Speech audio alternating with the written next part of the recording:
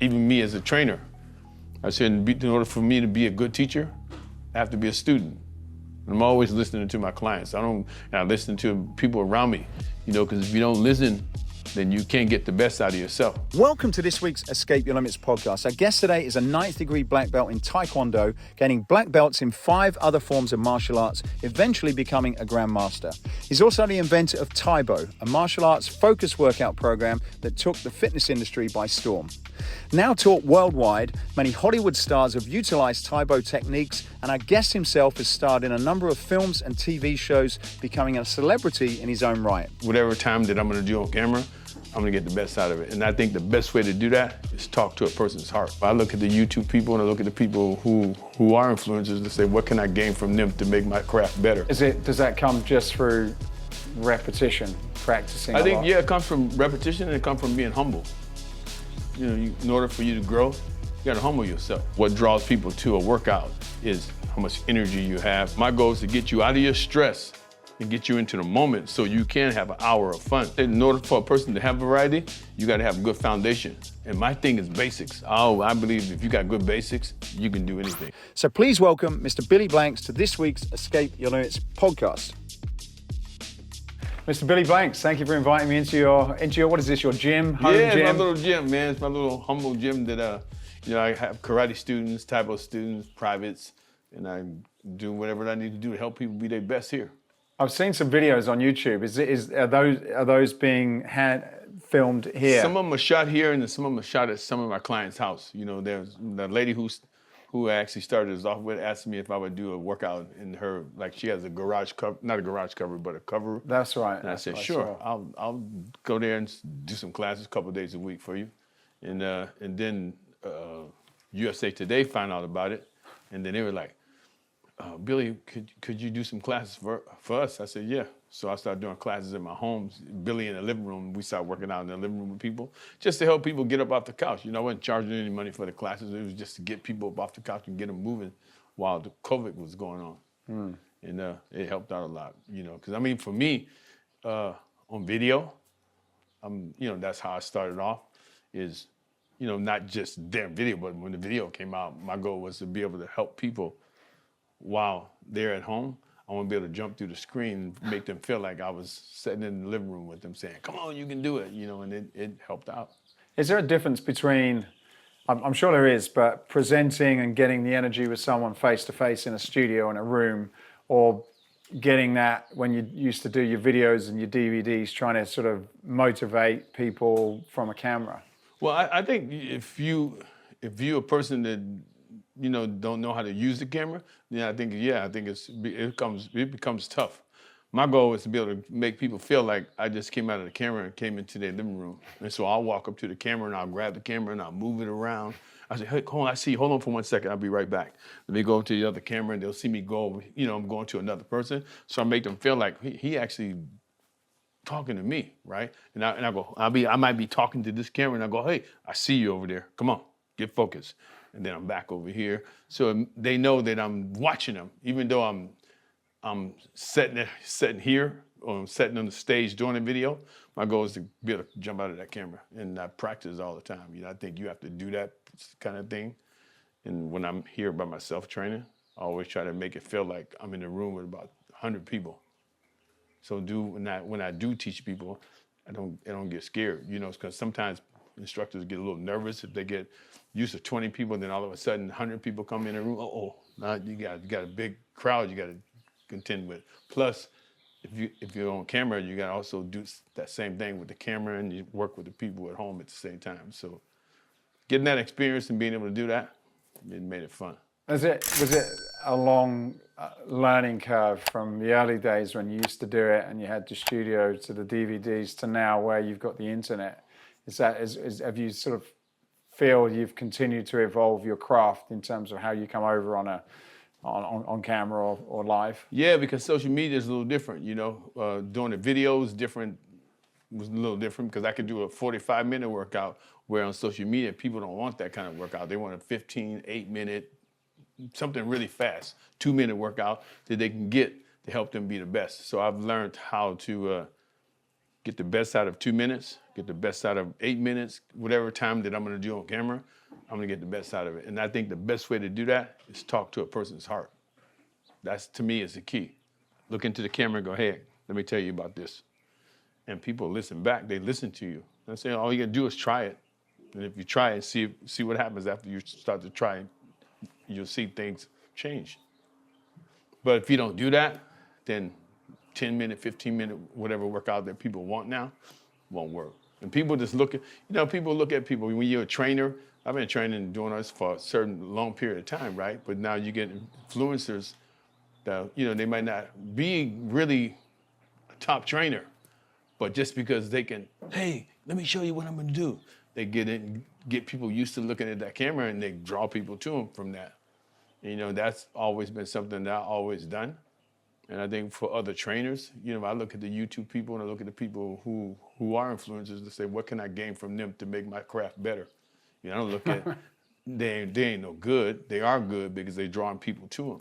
So what can I do as a good trainer, somebody who has experience, what can I get from them to help me be better? And I get a lot. Does that come just through repetition, practicing? I think, yeah, it comes from repetition, and it comes from being humble. In order for you to grow, you got to humble yourself.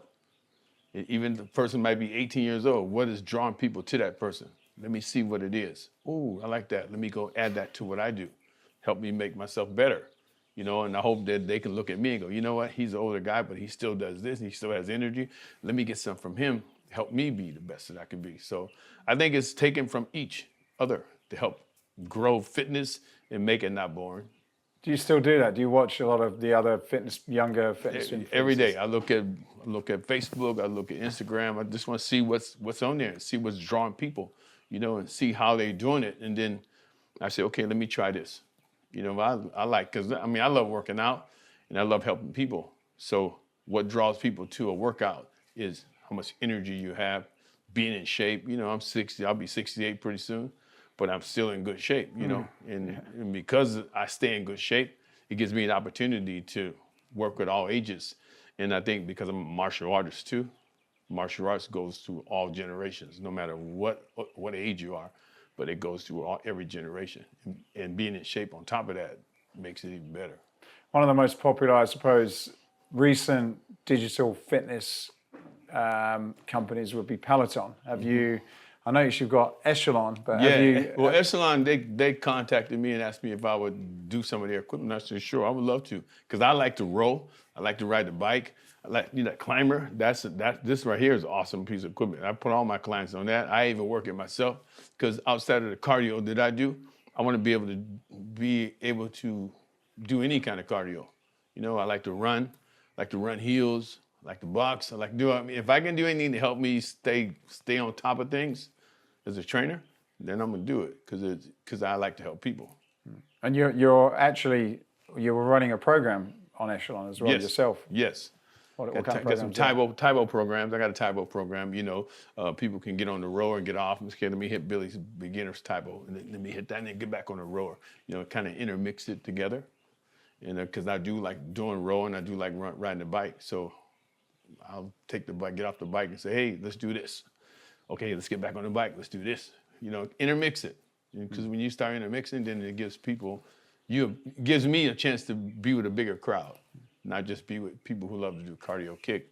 And I don't want people to think that's all I know how to do, but I know how to do, everything, because I'm always trying to experience the best things about fitness and then kind of bring them into what I do, help people be better. What do you think about some of the Peloton way of teaching and the trainers? How do you rate those? Well, I think everybody, like all Echelon, Peloton, I think all those guys have good trainers. They know what they're doing. But then I think sometimes you have to look more into the camera and say, well, who am I training?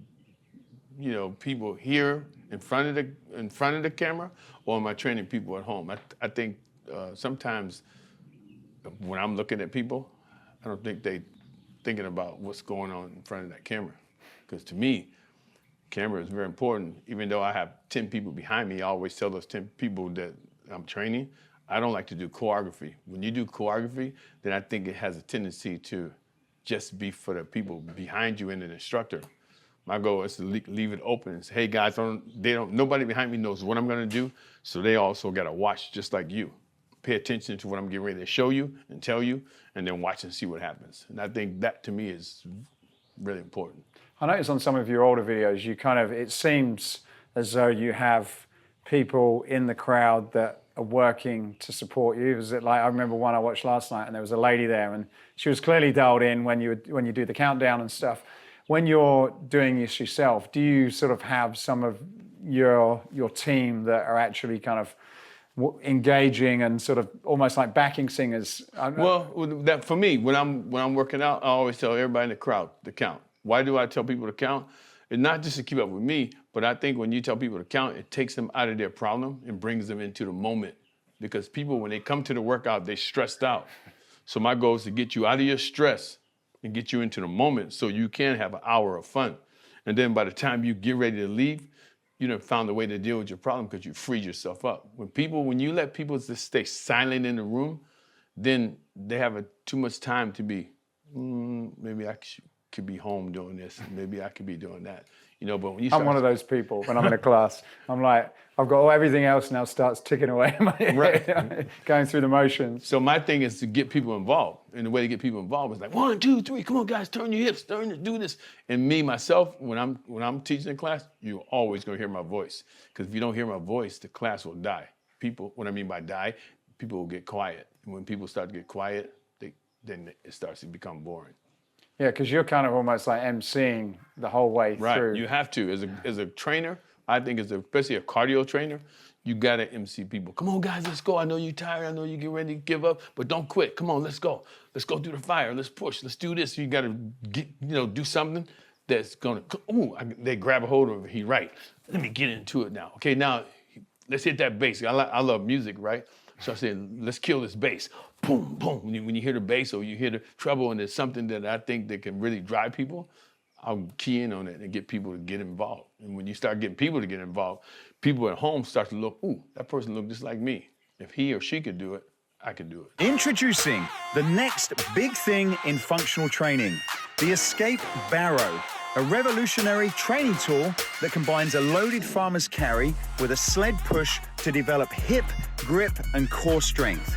Developed in partnership with Pete Holman, inventor of the TRX Rip Trainer and Nautilus Glute Drive, the Escape Barrow can be rolled, pushed, dragged, and carried. The Escape Barrow packs a punch with an impressive load capacity of 440 pounds, and with a 2-stage galvanized paint covering process, it's also ideal for outdoor use. So head over to escapefitness.com/barrow.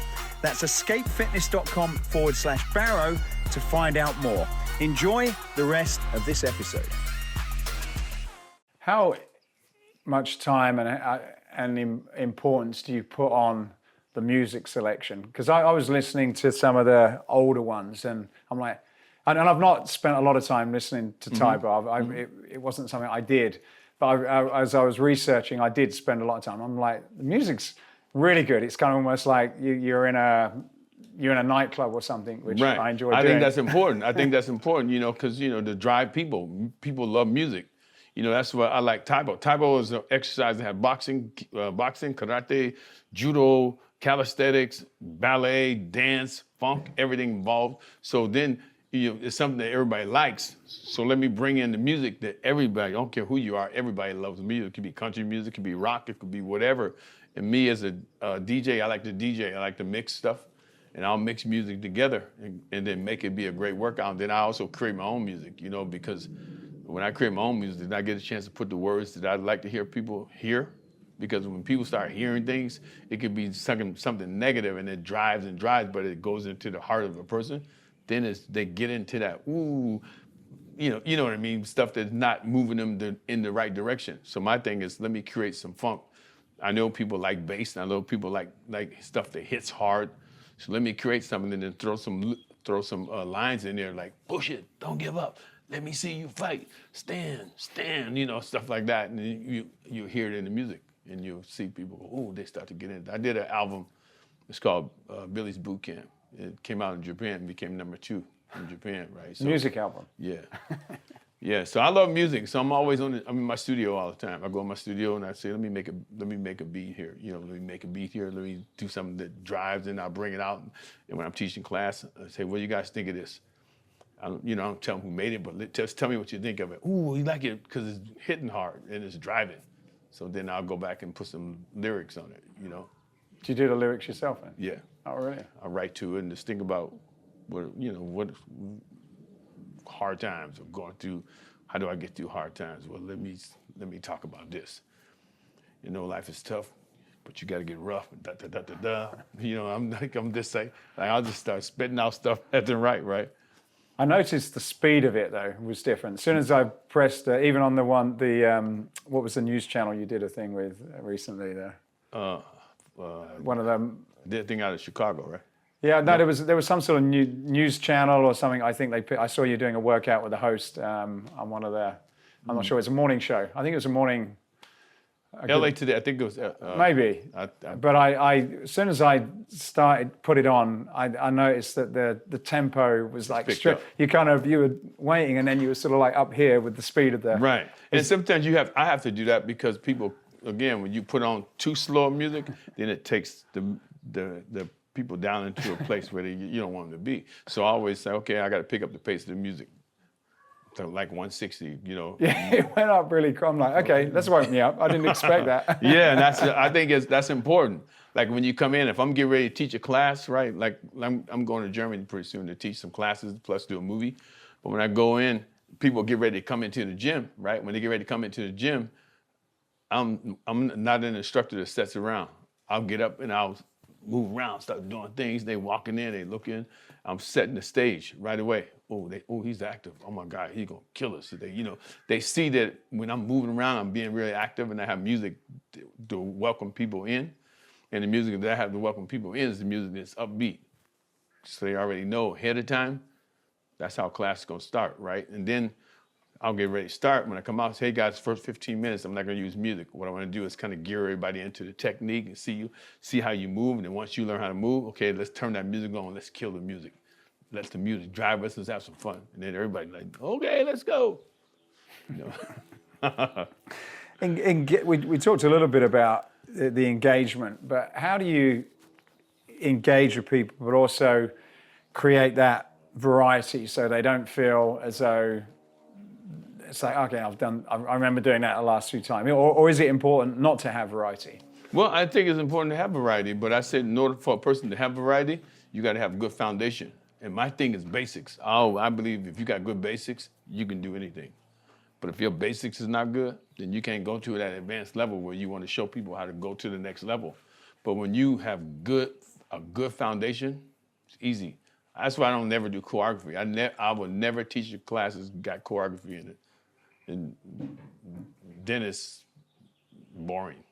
Then people start to memorize what you get ready to do. In my class, people don't know. They never know what I'm going to do. They know I'm going to do some basic things, but they don't never know what's coming next, how to get prepared for it. So I always tell people the best way to get prepared for my class is come in with an open mind, open heart. Be ready to receive so you can be your best. And then I'll come out, start off with basic footwork, basic arm movements. And I always tell people to be a good athlete, you have to have what? Great legs, great footwork. And if your footwork is good, you can always add to it. You can add weights to it. You can add steps to it. You can add boxing to it. You can add martial arts to it if your footwork is good. But if your footwork is bad, then you're going to have a hard time.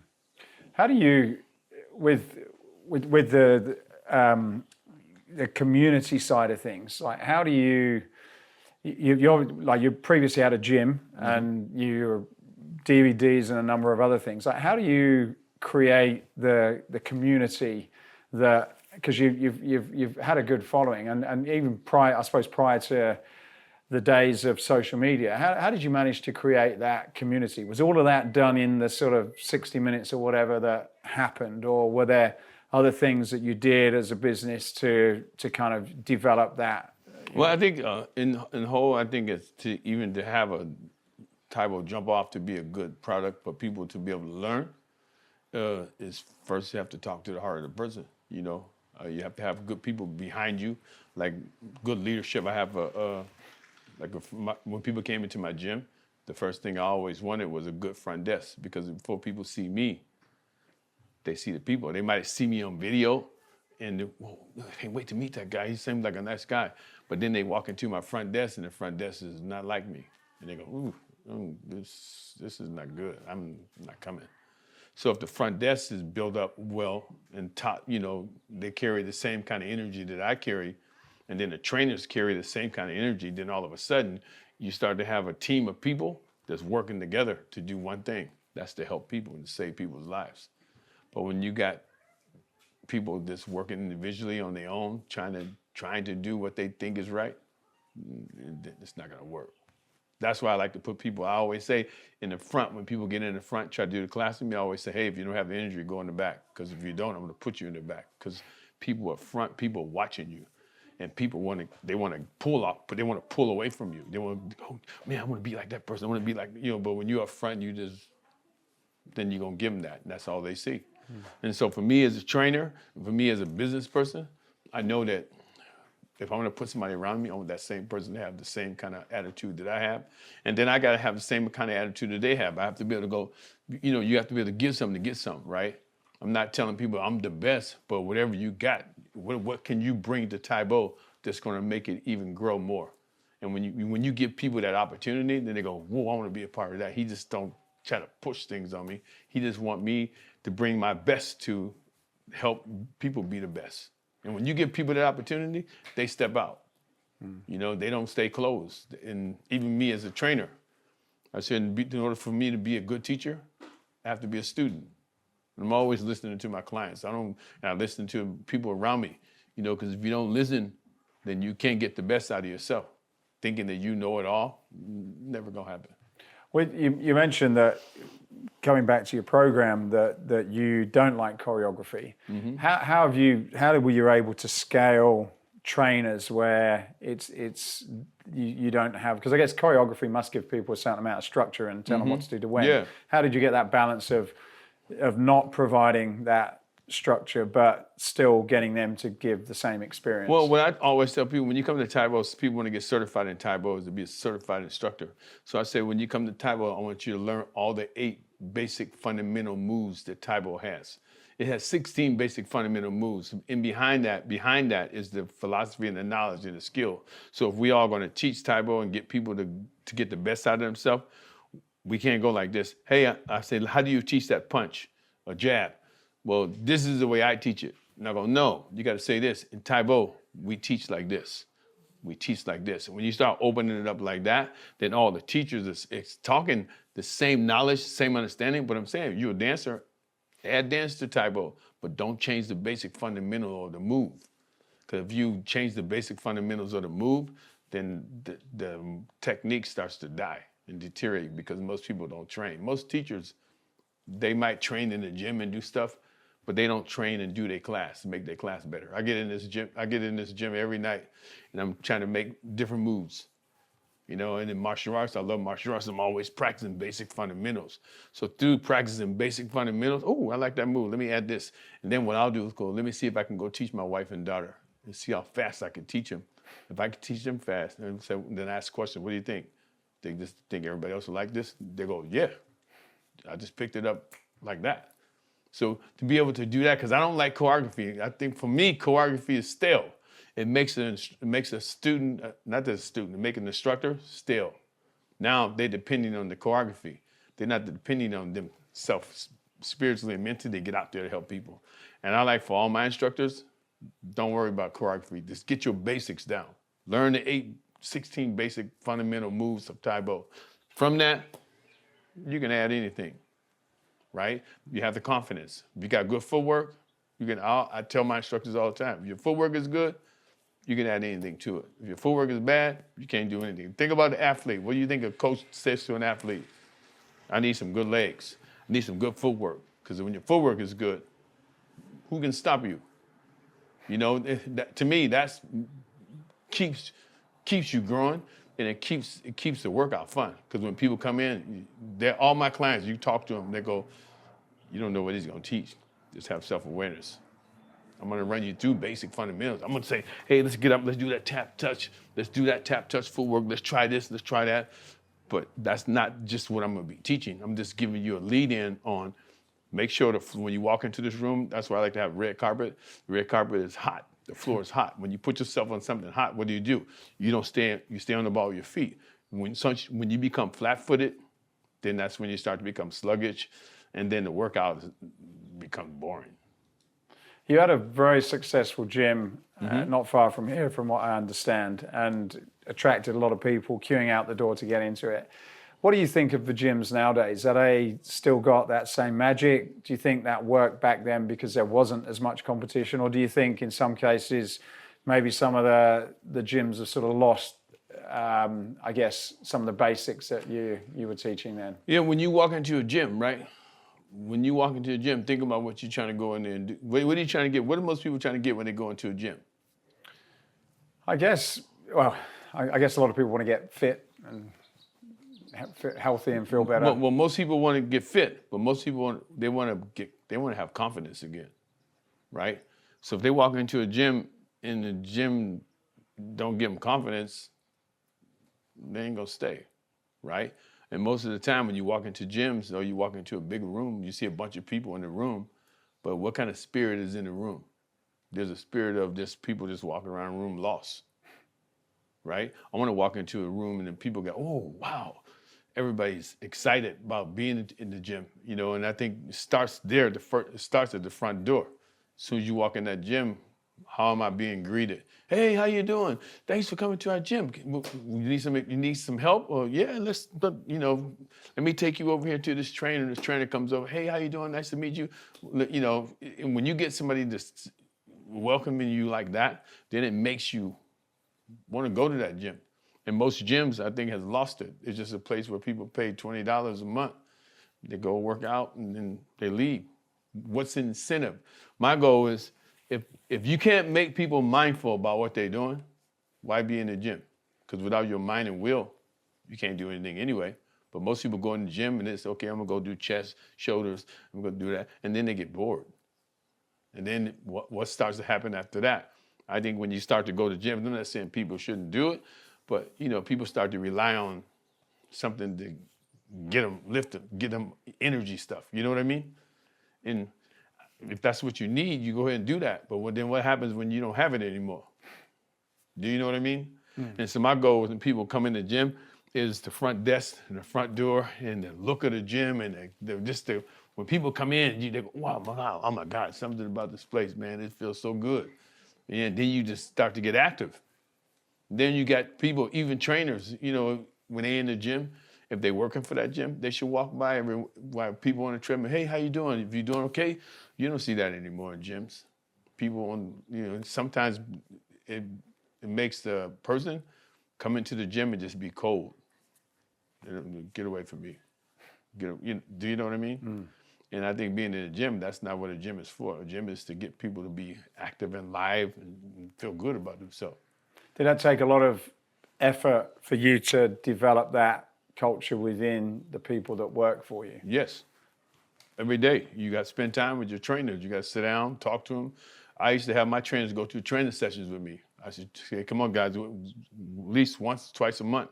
They have to go to training sessions. We do 2-hour workouts. I make them all do a taebo class, a cardio class, do a weightlifting cardio class. Even though they might not teach it, they might just be teaching private training.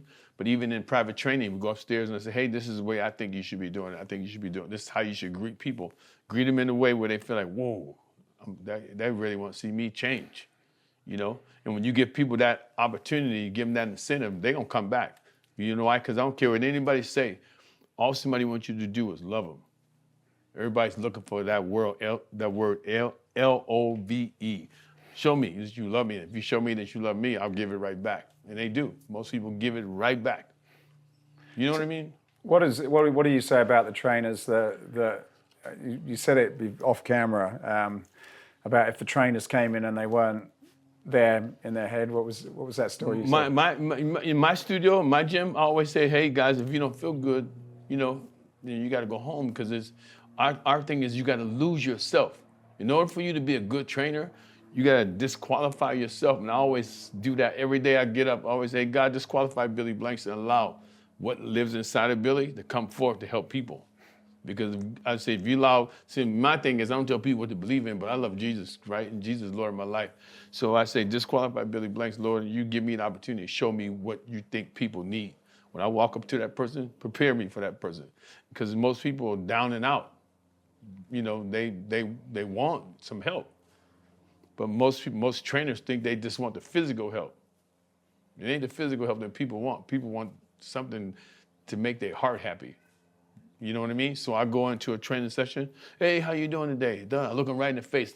Good. Awesome. Now I'm going to challenge you today, okay? There's going to be some times where you're going to feel like you might not want to get through it, but you can get through it. And how?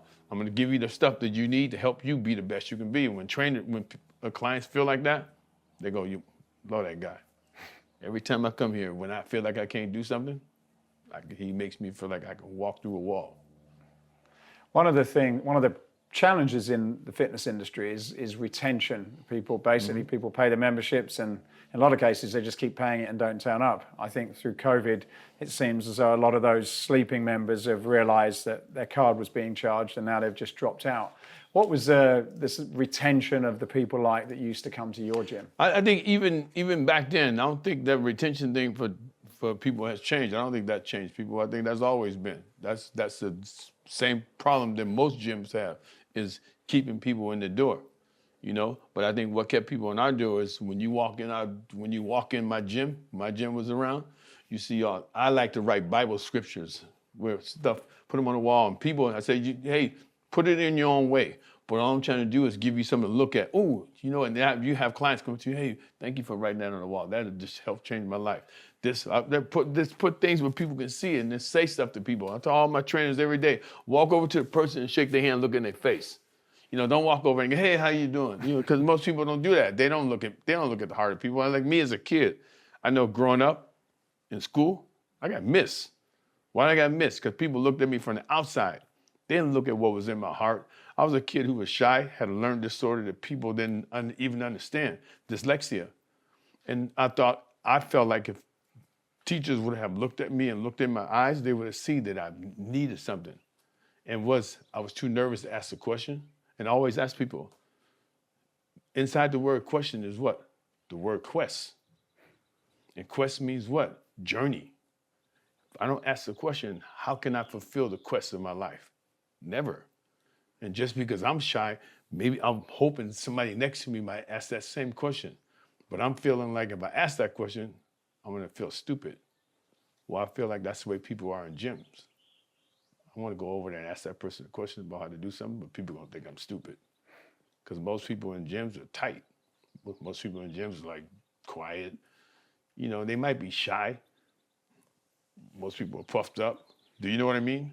So a normal person that walks into a gym, I'm not going to go ask that person that, because maybe they think I'm after them. Maybe they think I like them. I really want to learn something, but I'm scared.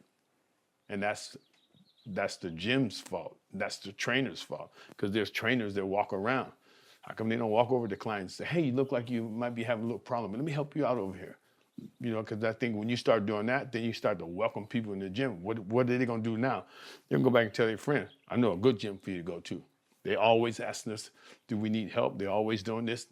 People will come. You don't see that in gyms anymore. Needs to come back. Yeah. I guess a lot of, I don't know whether it's because of technology. A lot of people have got earphones. I don't think it's technology. I don't even think it's technology. I think it's just people being lazy.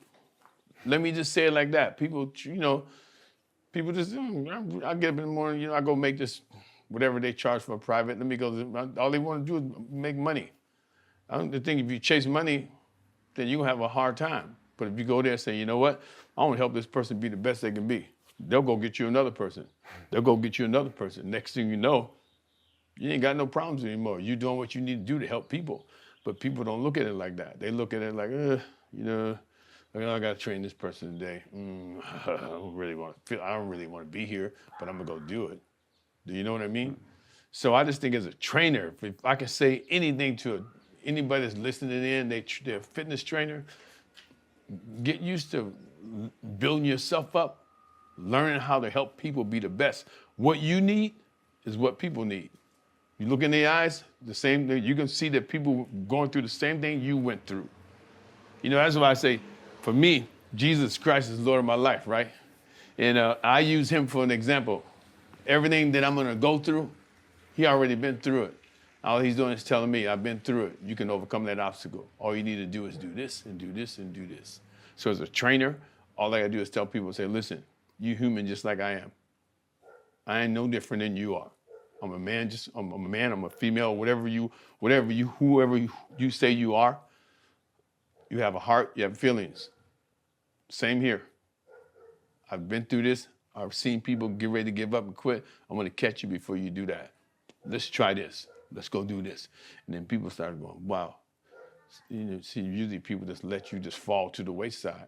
They don't really care about it. You know, most gyms don't care if you come back anyway. Right? You pay me $20 to come sign up and let me take it out your check, take it out your bank account every day. I don't really care if you come back. You know, that's how people are. But my gym wasn't like that. My gym was, if it's full in there, then people are gonna come. They go, what's going on in there? Everybody wants to know what's going on in there. When they see people, I used to have 300 people in class. When people come in and watch, ooh, wow, I wanna come take that. I wanna see what's going on. It became like a nightclub. Do you know what I mean? Do you miss having that now? No, I like to teach because I still get a chance to teach that. You know, when I go out, I just came back from Chicago teaching a big class, you know? So it's fun to teach big classes, but it's also fun to work with people individually. It's fun to watch people grow, you know? But, you know, the exciting part is being able to get 200, 300 people in a room and get them all moving, get the whole room screaming. You know, that's a blessing. Fitness workouts and club concepts are very trend-based. You know, every few years you get another one and another one. That seems to be the fitness industry. And yet you've been doing this for over 40 years now. What's been the success of keeping that alive, and even today being able to get hundreds of people in a room doing a class you were doing all those years ago? I don't let people put Taebo in a trend. I go, people say, Taebo's not a trend. Taebo's a lifestyle. Why? You got to show people what is a lifestyle. Working out, when people come out with certain things, they allow, here's the next trend. If it is a trend, you got to know it's not going to last forever. But if it's something that's going to change a person's life, that will last forever. And that's how you got to teach it. And when I taught Tae Bo, I didn't teach it as a trend. I told people, you're willing to work hard, you're willing to give something to get some, watch and see what happens to your life. And people knew right off the bat that it wasn't a trend. It was something that changed a person's life.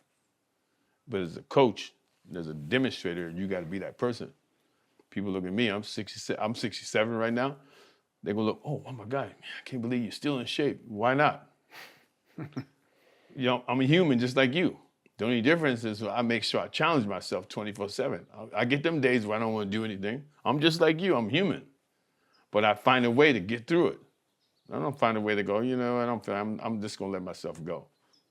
I know that if I let myself go, I'm not gonna feel good. So why even get to that point, right? When I feel like let me get up and start doing something. Everybody knows when they get up and they start moving, they feel good. But they just gotta keep knocking at that door. And most people, and you gotta have people that's gonna help you. Like when people come in my gym, I know this is a little gym. When they come in here, it's a big gym. Because they know, hey, I walk around to each one of them. Hey guys, how y'all doing? Y'all ready to go today? And you know, I'm talking to you, I'm looking at their eyes. I think it's very important, just talking. Hey, how you guys doing today? I'm just talking at people. No, I want to talk to people. If I talk to you, everybody else will see it and everybody else will hear it. They'll go, ooh, he right. Do you know what I mean? I understand what he's saying. He feels. You know, it's like I tell my wife, when it comes to a time when we don't look at each other in the eyes, something's wrong. It's over. We got to keep talking to each other just like this. If we keep talking to each other just like this, then we both looking at each other's heart, we can help change whatever we need to help change to make better. I understand you went to Japan for a period of time as sort of a break in the Tae Bo, and you focused on, was it karate that you focused on, martial arts? I focused on karate and I focused on focusing. Focusing. Focusing. Yeah, because I was more into focusing on people. and not helping myself. And when you not helping yourself, then you start to lose yourself. Because now everything is about, okay, what can I do to help this person? But I'm the one that need help too. I'm a person just like everybody else. And when I went to Japan, I got a chance to be by myself. When I got a chance to be by myself, I got a chance to be with God, me and God. Just talk. I would go by waterfalls and sit there, meditate, focus, and allow God to move in my life like He never done before. Like I said again, I don't tell people what to believe in, but I always say, for me, there's got to be something bigger than Billy Blanks, right? If I think Billy Blanks is the one that's carrying me for the rest of my life, then I'm gonna have a problem. So I know I love Jesus. So Jesus is Lord of my life. What does Jesus say about this situation? Even Himself. Could you imagine? Could you imagine if you was a person that took on, you take on your own sin? How does it make you feel? It don't make you feel good. Could you imagine somebody taking on the whole world's sin? And then at the end of the day, He goes, Father, forgive them. They don't know what they're doing. I still love them. That to me is no greater love, man, when you can disqualify yourself like that. When you walk into a place to help somebody, as soon as I get ready to walk into this gym, take the ego out. Walk in here, allow people to see you, see your vulnerabilities. When people see your vulnerabilities, they go, oh, he only a man. I'm just like him. Whatever he's done, that means I could do. And to me, that's the key. How did that change from going on that, I guess, break from what you were doing? How did that change when you came back and how you viewed things and from a professional perspective? Well, from a Japanese point of view, Japanese, they don't show anything in their eyes, anything in their face. They look and they see, and they go, But they might feel it, but they, like Americans, they go, what? Right away, you can see the grimace, and you can see that they're gonna come back and do something. Where I learned in Japan, keep a straight face. Know that things are tough, but I can get through it, and I can change it. And when I get ready to change it, then you'll see an expression of, ooh, wow, hey, that's man. But I'm not gonna show the expression of, oh my God, look at this. I don't want to do that, because if I do that, I'm gonna start to go down. I'm gonna start to go inward instead of being the person that's outward. So I learned that focus. I learned that the word sorry in Japan don't mean anything. No. They look at you like, why are you sorry? Just don't do it. Serious. I learned that right away. My wife would say to me all the time, why are you sorry? Sorry ain't gonna change anything. What's gonna change something is what you do and how you do it. So then I started working on that. I started working on not being sorry, not put myself in a situation where I have to say I'm sorry. She said, if like I would take Vincent, I would say this, yeah, I'll be there in about 15 minutes. That should let you know that I ain't coming. When somebody say, I'll try to be there in 10, 15 minutes, they ain't coming. Why don't you just tell the person, you know what, I would like to be able to come, but I can't make it today. But I was this person that was always trying to please people, so I put myself in a situation where it didn't work. So in Japan, I learned how to say this and leave it like that. So I learned a lot there. I learned a lot in Japan. Do you think focus is a trait? I had this conversation, I think it was last week actually, on a podcast, because I guess there's clearly no stronger power than the ability to focus consistently for a period of time. But also, when you're not focused, you're very distracted, and that can lead to a lot of issues, small and large on a number of levels. But do you think that some of us are naturally gifted with the ability to focus and some aren't? And if you're not, you can practice being better at focusing and staying in tune with where you're going. You clearly sound as though you're focused. You're even from the way you talk about your faith, that's total focus and unwavering focus, which you must practice. So let me ask you a question. If I went like this, let's say, I'm going to give you a word, you give me a word back. If I say self-defense, what would you say? Martial arts. Okay. Ask me that question. Self-defense. Self-awareness. Okay. That's the key for me. You say self-defense to me, I'm not going to say kick, punch. box, whatever. I'm gonna say self-awareness. I know a lot of people can kick and punch, but they still can't defend themselves. Self-awareness is like I can put myself in a situation and know I shouldn't, but I do it anyway. Most people have self-awareness, they just don't use it when they need it. But self-awareness to me is the key.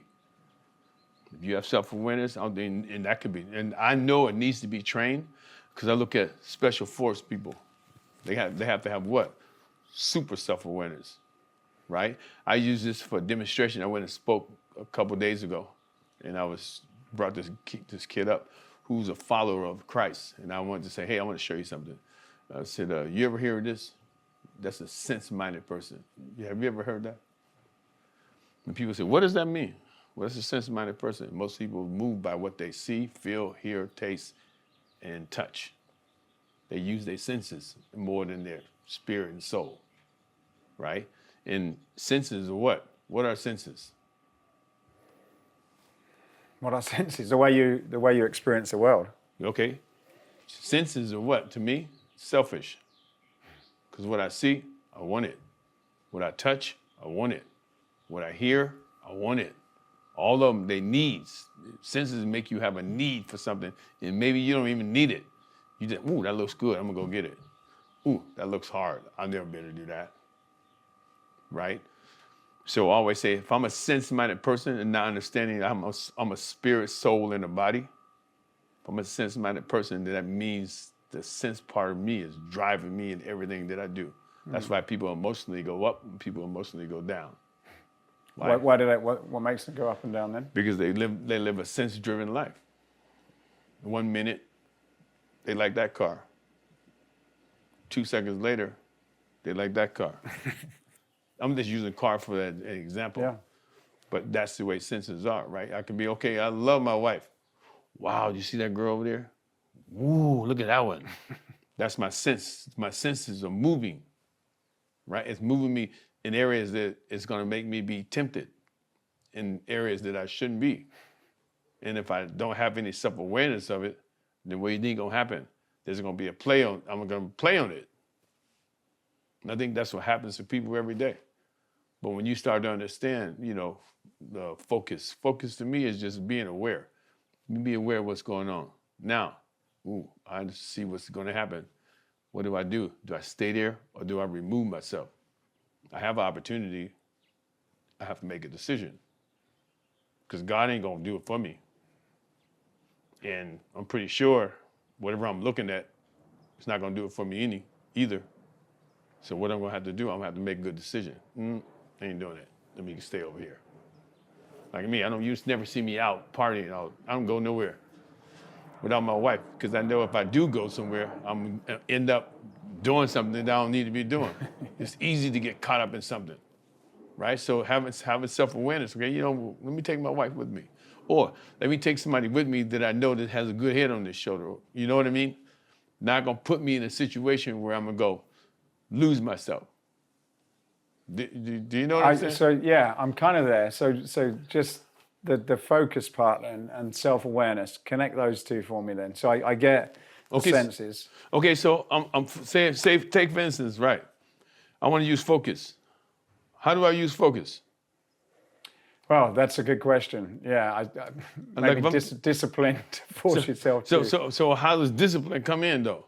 This is what I say to my students. I got about 5-year students. They got to get 5 stars on their uniform.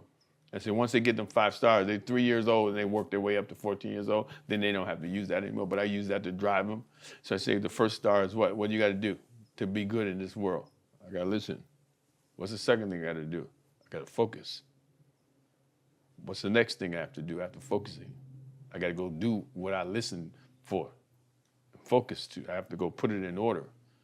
Then what's the next? After focus, what do I have to do? I have to have preservation, endurance. I have to be willing to endure, because hard times is going to come. I'm not just going to think everything is going to be easy. No, hard times is going to come. I'm going to struggle. So with that struggling, if I focus and I listen, I endure, then what comes after that? Faith. I have faith. Now I can stand. Why? Because I know what it takes to go through struggle. Most people don't know what it takes to go through struggle. They just think, oh, if I be good, it'd be all right. You can be good all you want. But if you ain't got no faith that you can stand with, most people got a belief like this, right? Their belief is this big, right? I'm gonna say, most people's belief is this big, but their faith is this big. And then what happens when you strive to go do something and it doesn't work? What happens to your belief? It starts to come down here, then it starts to go here, then it starts to get down where their faith is. They don't have faith, then you ain't got nothing. And then also, in a lot of cases, it's easy to change your focus as well. If it's like, okay, well, that's not working, or I'm fed up with that, so now I'm going to focus on this. And I suppose you don't necessarily endure things long enough to stick. Understand it, right? Right. Because you hear people say this. I was told this. Okay, if that don't work, we'll go try something else. I took the word try out of my vocabulary. I'm not trying to do anything. I'm going to do it. Might not happen the first day, might not happen the first year, but in time, I'll get better and better and better. And all I got to do is just watch. You'll start to see yourself improve, improve, improve. Because show me one person in their life, right, that don't have something they can do real good. Ask them, always ask that question. How'd you get to do that real good? Got to be something that you did that made you do it real good. It wasn't something that naturally that came up. It was something that you practiced. And it might, I don't care if it's something bad. Even practicing something bad takes what? Discipline and focus. It takes discipline and focus to be bad. So what if I turn that around? What happens? Everything else in my life will change. So I say, wherever I'm good at, let me go on my life where I'm bad at and start to add where I'm good to it and watch and see what happens. It took discipline and focus to even get to that point. So that's an interesting point. Like, I suppose there's two questions that come to mind. Like, number one is a lot of cases, like, how do you know what you're good at? I suppose when you start doing it, you'll soon realize. And I suppose even if you're not good at it, like you've been doing this for 40 years, so even if you were terrible at martial arts and presenting, after 40 years, you're probably going to be way better than someone who's got a natural talent. I was terrible. I got 10 brothers. I was the only one that was uncoordinated. I was the most uncoordinated person in my life. Why? Because I had dyslexia. I was too scared to step out. Having dyslexia made me live in fear as a kid. Because I know people laugh at you. Then plus I got put in special education. You know, being people thought I was mentally handicapped. I was not mentally handicapped. I was just a shy kid that had a learning disorder that people didn't know how to help at that time. And even now, if you ask people about dyslexia, because they made a movie about it. They say, you know what dyslexia is? Oh yeah, it's in your ankle. Some people would say stuff like that, right? But no, because people don't understand it, right? But having dyslexia, it made me, always wanted to play a sport, but I was too nervous to do it because I couldn't read the plays. I would get them all screwed up unless I had the coach just walk me through it.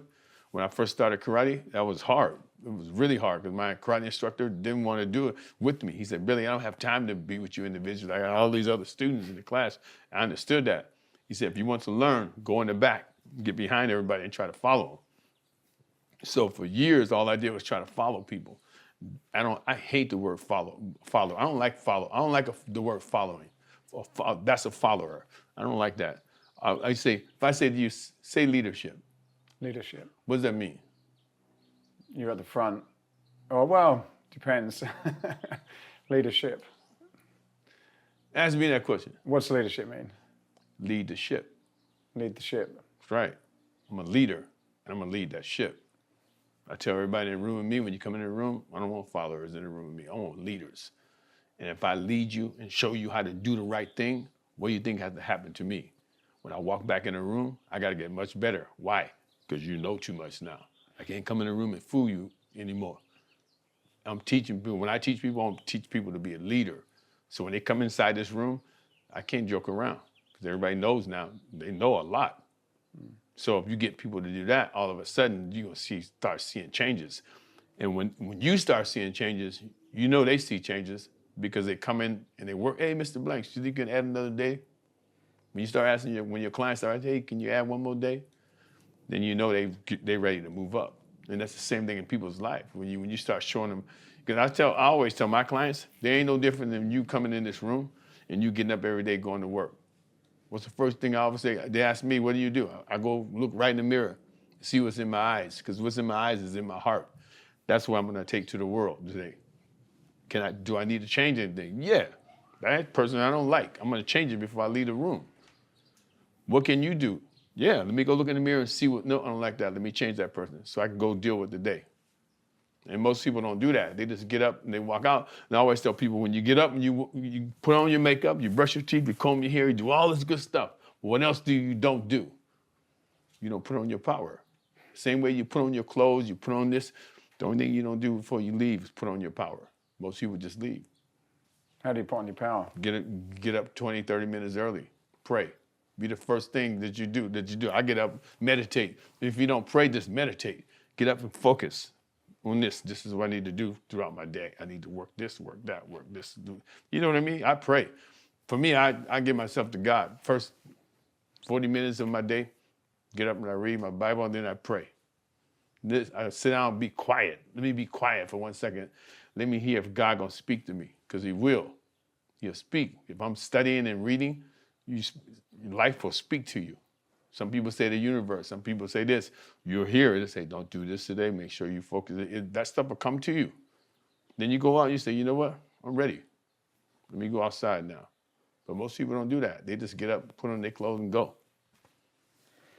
It's an interesting, there's two things that are coming up when you're saying, I think the first thing is to be, we talked about focus and consistency and continuing in a particular direction going forward. But there was another thing that you said to me when I saw you at Fit Expo, which was, because I sort of said, what are some of the habits that you have?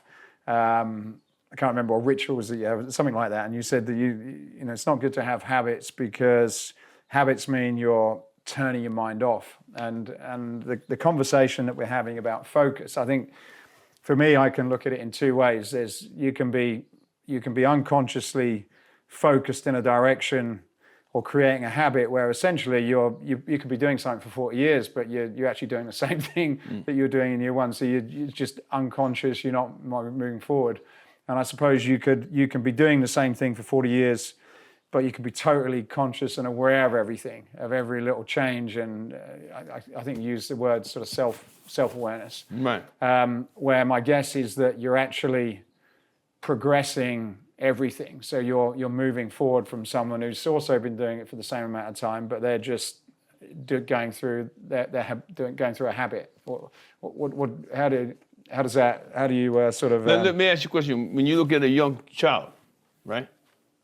Do they move on habit? No. Why are they so happy? Because they don't move on habit.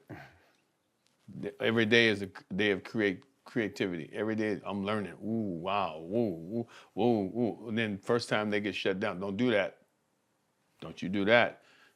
Then they're like, okay, can't do that anymore, can't do that. Then I'd have to do it. Then they start moving on habit, right? I always tell people, I don't like to move on habit because there's no thought process anymore. It's just something that you get used to doing. You build yourself up in that.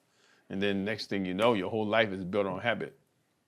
I don't want to do that. I would never do that to my daughter. She's 14 years old.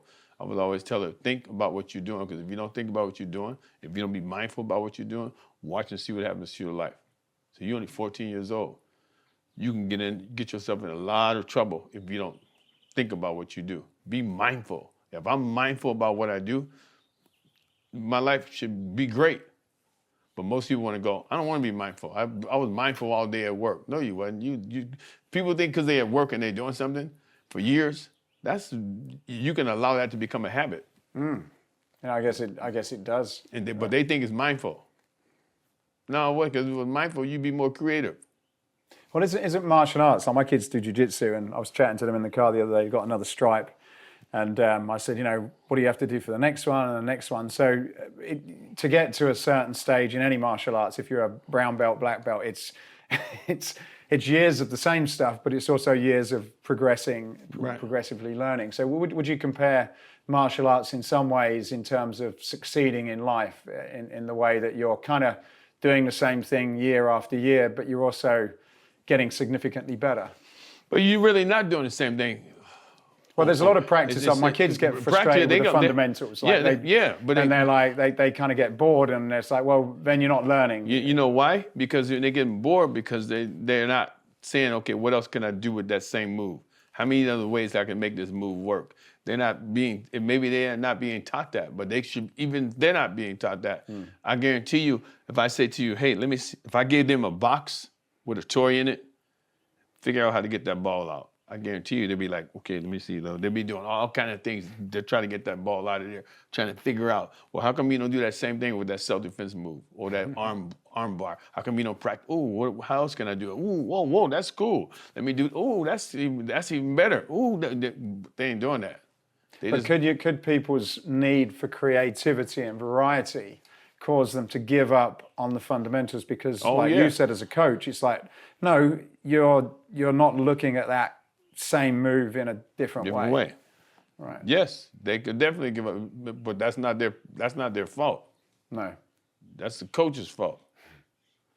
Because now, like I said again, when you walk into a studio, when you first started, I can teach you, but then if I just keep teaching you the same thing over and over and over and over and over and over, I gotta know that you're gonna get bored. So as a coach, as an instructor, I got to bring something to the table that's different. I have some students now who started with they were in another studio, and they were one person 11 years, another one about 12 years. But they were taught to be stale. Everything is like this. No, everything is not like that. Martial arts. Let me tell you why you should do martial arts. You're only 14 years old. You know it's different than you than an everyday child. This is what I can say to you. This is different. The everyday child is not learning the discipline and focus that you're learning right now. You're learning discipline and focus, how to take your mind and body and bring it under order. You know what you are? You're like a superhero that's unknown. You don't even know that. But you're like a superhero walking down the street. Nobody know who you are. They put their hands on you, they'll get a chance to see. But you train yourself up discipline and focus-wise that it's going to make you have a greater time in school. I should know. My mom is bringing me to a martial arts studio to learn discipline, right? You bring your child to learn discipline. I should not have a problem with telling you about doing your homework. You should be able to take that same discipline you learn in there and apply it here, and apply it here, and apply it. I do it with my daughter all the time. I go, listen, you mean you can go to school and you can not do good in school? All that discipline, you can my daughter can sit in a horse stance for 20 minutes. She can wear her legs and just sit there, hold that for 20 minutes. If you can do that, what else can you do if you really want to do it? All you gotta do is think about some of the things you've done in your martial arts class and watch how much better you can do every other thing. I think as a coach, it's important that you talk to I talk to my students all the time. I had to tell one student, say he's 16, 15 years old, say, listen, I'm 68 soon. You think I want to play with you? You think I'm a babysitter? I'm not a babysitter. If you don't want to be here, go. Because I ain't got time to waste. Especially kids now, because they're so busy looking at the phone, they don't know how to communicate with each other. They're too busy looking at the phone communicating. But if I said, can you do with your own body? Can you communicate with your own body? Can you make your body do what you want it to do? And if you challenge them those ways, they won't leave. They don't want, because when I said, get out, go. His father was here. I said, get out. He stood at the door. He wouldn't leave. He didn't want to leave because he knew that what I was talking about was right. But people don't challenge him like that all the time. But I challenged him. I said, look, you could be good. So I'm not saying you could be great in doing this martial arts. But you ain't even allowing yourself to be that. You just being mediocre. If that's what you want, don't come back here anymore because I ain't got time to waste. Talk to me about coaching, because my guess is, I don't know whether it's true or not, but I don't know, did you have a coach when you were growing up? Yeah. You did? I had a good coach. Okay. When I was growing up, my mom and dad was a good example. My father, he had 15 kids. We lived in the ghetto. We lived in a neighborhood where usually husbands, when they feel like they can't take care of their family, they leave. My dad did not leave. He worked hard to the day he left this earth. And he made sure when we got to a certain age of 16, he'd get each one of us a car. He'd go to the junkyard, find a car in the junkyard, go put an engine in it, and then have it ready for us by the time we got our license. So my father said, he would always say this to us too, Billy, if you ever want something in life, you're gonna have to work hard for it. Nobody gonna give you nothing free. And if they do, there's something behind it. Make sure you get up and do what you need to do to help yourself be the best. And just watching him as an example was, and my mom not giving up on us. In the neighborhood, I didn't find out that we were poor until I got to about 18, 19 years old, that we didn't have anything. You know, I just thought that, you know, my mom used to cut, I used to have sneakers, the bottom would come out. She used to just cut cardboard, sole, and put it inside the shoe. We had to go to school, you know, but they didn't make us feel like we were struggling. My mom and dad did whatever they needed to do. So I always say when I'm with kids and I'm working kids out, whatever I'm doing, there are always going to be some struggles, but that doesn't mean you have to quit. You just put on the power and keep going for it. Don't give up. So your father was a coach to you. I know. Yeah, my dad was a coach to me. My karate instructor was a coach to me. They always say something good, but when I turned 16, 17, 18 years old, then I met a guy who came inside my studio. I started teaching when I was 18 years old, and this Asian Chinese guy came inside my studio, and he said, "Hey, I got 2 kids. Can you teach them?" I said, "Oh, I would love to teach them. Bring them in." So he brought them in, and I was teaching them, and he would say stuff. "Hey, do you think you could teach them this?" And I go, "Hey, do you know martial arts?" He goes, "No, I don't know any martial arts. I just love watching it, but I don't know any." So I'm teaching his kids, and one day,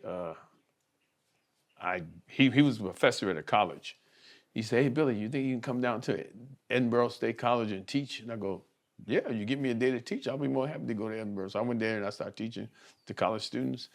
And he would come in and watch all the time. And then finally, I had the opportunity to make the United States karate team. And when I made it, I went to Cleveland, Ohio, and I fought 24 times, ended up winning the national title, first American who ever won a national title. Then it gives me the opportunity to go to California, come out here to California, Long Beach, and compete in the World Championships. At that time, he found out that I was winning, that I did that. He said, "Hey, I can help you."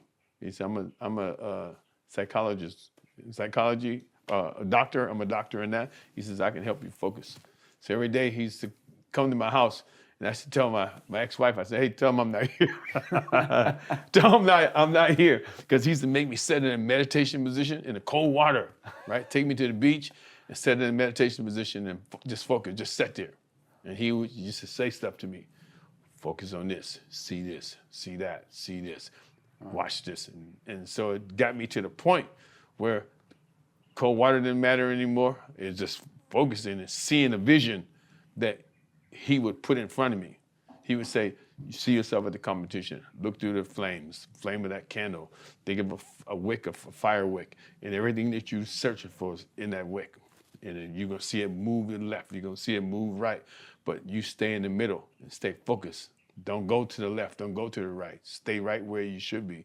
And then I just did that, and he would say, "Whatever you need me, all you gotta do is look over your left shoulder. I'll be right there." And I look back here, he'd be standing just like this. And every competition that I went to, right? But when he did all that, he taught me how to focus. When he did all that, I won 28 championships in a row, right? I mean, I was doing things that I never even thought. He told me, "Billy," he said, "Look, you can move like Bruce Lee. You got good technique, you got good skills, but mentally you're not like Bruce Lee. Bruce Lee was creative mentally. He knew where his body was 24/7. He knew where everything, his emotions was 24/7. You got to get to the point where you understand that. And when you understand that, that's when you're gonna be a great martial artist."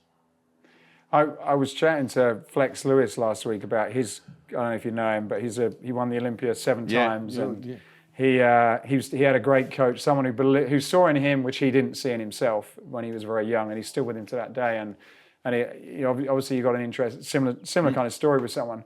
What about people who have not got that type of person that believes in them beyond what they believe in themselves, and for people who probably have more in them that just don't have enough belief and don't have someone to tell them? How do you sort of I guess for anyone who's listening to this that may feel in that position, how would you say they can overcome that? Well, I think for me, I'm going to say this for Billy Blanks, right? I think for me that if a person understands who God is in their life, that's the best coach in the world. I'm serious.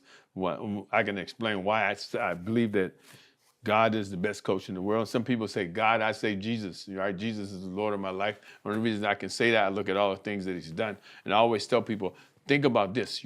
Coaches are everybody's, they human.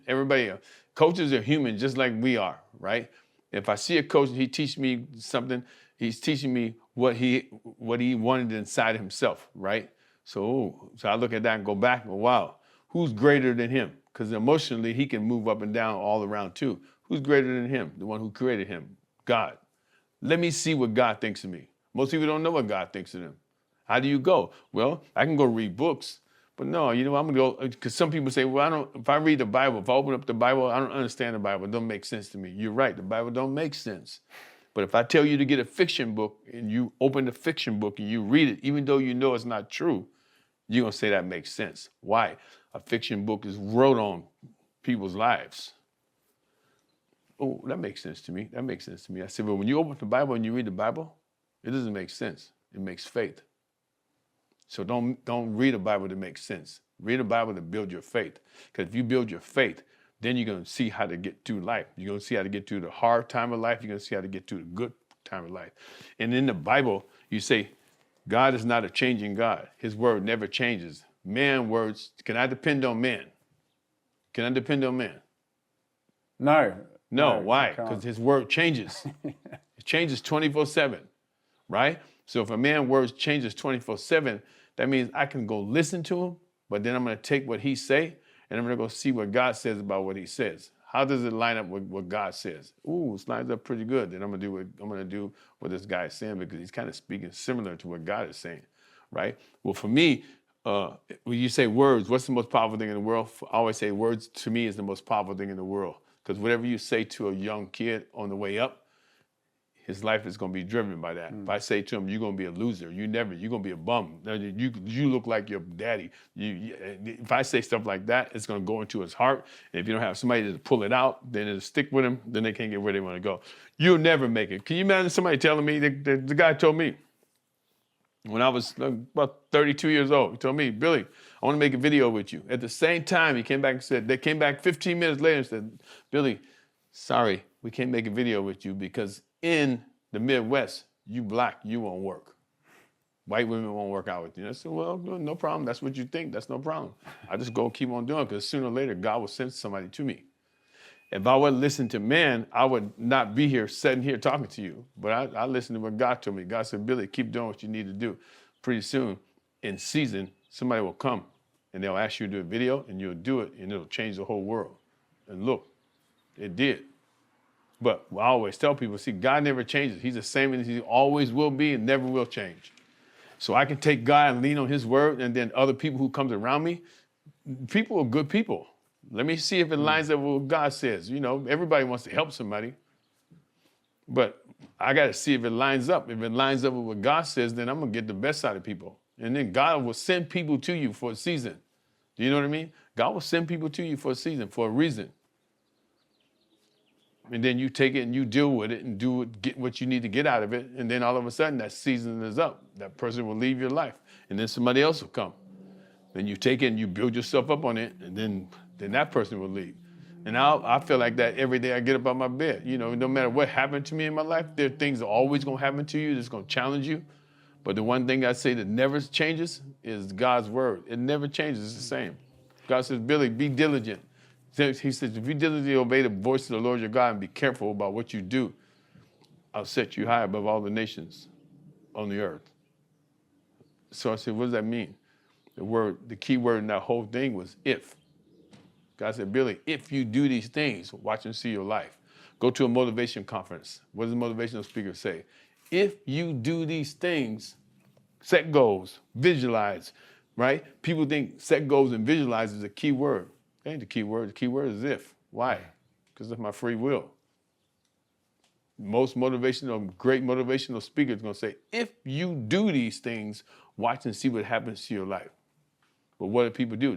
They hang on to a catchword. Well, hang on to the words, and it's another interesting point that I discussed recently, because I think a lot of times you can look at people, like I've interviewed hundreds of people that are very successful, and you almost say, okay, well, maybe there's a secret formula, you know, and you listen to them and listen to their lives and their stories, and the more I speak to people, the more I realize that you are going to learn things, but you're not going to learn for yourself, because my sort of conclusion so far is that you've got to learn what's inside you, because that is everything's totally unique and individual, and what's going to work for you is not going to work for anyone else. Like there's some principles and rules, etc. But in general, the only way you can find that answer is not through someone that's going to tell you, although they can sort of help you and believe in you, is to figure out what's in you. So in some ways, I'm not a sort of a follower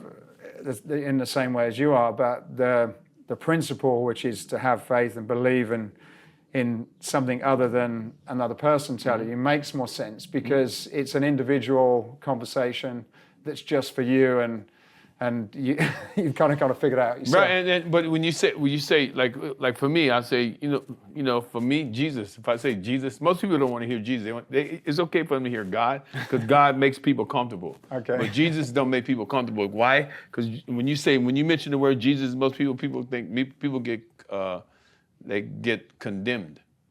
Because you say, out of all the people that people say are prophets and gods, you say Muhammad, Buddha, if you say all these gods, if you say the word God, it makes people like, oh, that's pretty cool. What God are you talking about? If I say Jesus, they go, oh. That's that one. It'll push them back. Okay. Why? I say, Jesus did what he said he's going to do, because he's the only one whoever said it. All the rest of them. If you look at Buddha died trying to find the truth. Muhammad died trying to find the truth. Jesus came into the world and said, I am the truth. I am the way. I am the life. But it's hard for people to take. Right, you ain't got nothing to lose. You can always go back and be what you used to be. Give him a chance and see what happens. That's what I say. I say what changes me. I'm not a perfect person, but what makes me perfect is him. He died on the cross, took on all the sins of the world. I believe that he took on all the sins of the world. I'm not telling people they need to believe that, but I believe that Jesus took on every sin that I ever done. He forgives me for it, tells me to move on and make your life better. This is how you make your life better. Open up the Word of God and study, learn what is good and what is not good. Don't play in the middle. Don't be a person who plays the middle. Be both sides, because you're going to be all over the place. But he gives you opportunities to see yourself. And then he said, if you don't like me, let me go. But I guarantee you, 9 out of 10 times, people keep saying, when people see me, they go, something about that man is different. Yeah, it is. You know what it is? I walk with the light of the Lord. I walk with him 24/7. And to me, it's very important. I can walk like everybody else too. I can go and say, look at me, I'm the karate man. I've done a lot of stuff in my life, right? I've done a whole lot of stuff in my life. I've seen the glory of being wealthy, and I've seen the glory of being poor. Who do you think got me there? God. Yeah, I had to physically get up and do stuff, because God can't do it for me, but he'll set a play, send somebody to you. And then if you're good enough, you'll get it. If you're not good enough, you won't get it. I always say I use God because God never changes. Jesus never changes for me. So I can lean on him 24/7. No matter what I go through, I can lean on Jesus Christ, knowing that he can help me through every situation that I go through. Mentally, physically, spiritually, he can help me go through it. Even though I'm a martial arts trainer, how did Jesus help people? Jesus didn't go preach to people. He spoke parables that people could understand. Oh, wow, that's nice. He don't go, you going to hell, and he don't say that to you. Hey, let me show you how to change your life. Do it like this. Do it like this.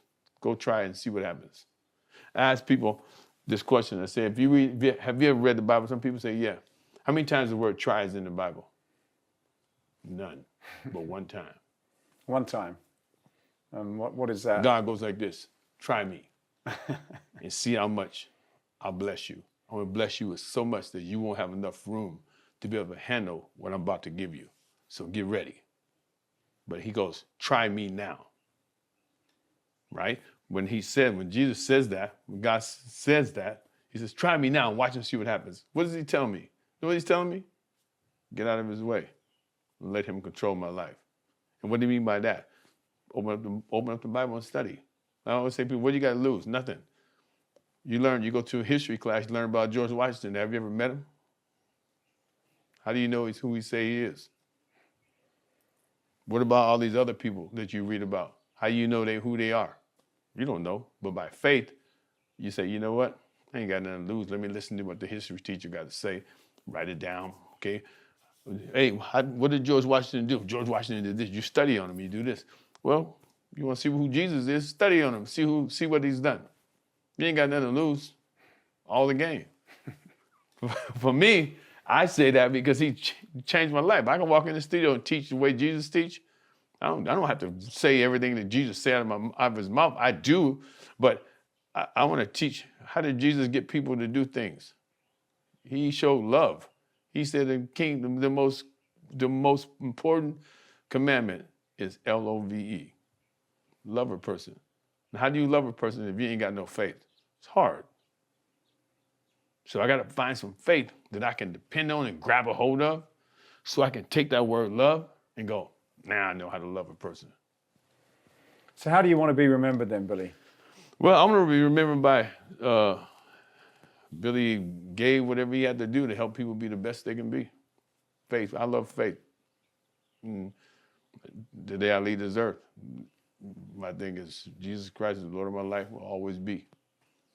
You know, I don't want to be this person who lost in a world that's supposed to be a good world. You know, we live in a broken world right now. What brings peace to this world? What brings peace to this world is what people have inside their heart. And what I believe Jesus put inside my heart is understanding. When I'm looking at what's going on, the Bible speaks about it. I don't have to worry. To stay up, know that these things are going to happen. He didn't say they wasn't going to happen. So he didn't tell me I was not going to have a hard time. He told me you're going to go through all kind of stuff. But just know, at the end of the day, you have victory. And if I can lean on God for that victory at the end of my day, every day I get up, I can lean on God for that victory. I'm much more better than what man can do for me. And I love men too. I love women. I love human. But I know that sometimes they let you down. We all do. But God never lets you down. Keeps me up. Billy, thank you so much. Thank you. Thank you for listening to this episode. If you've got any value from it whatsoever, then please do us a favor, like, subscribe, tell somebody, and that will help us to be able to continue to do more of these and help you escape your own personal limits. Thanks for listening.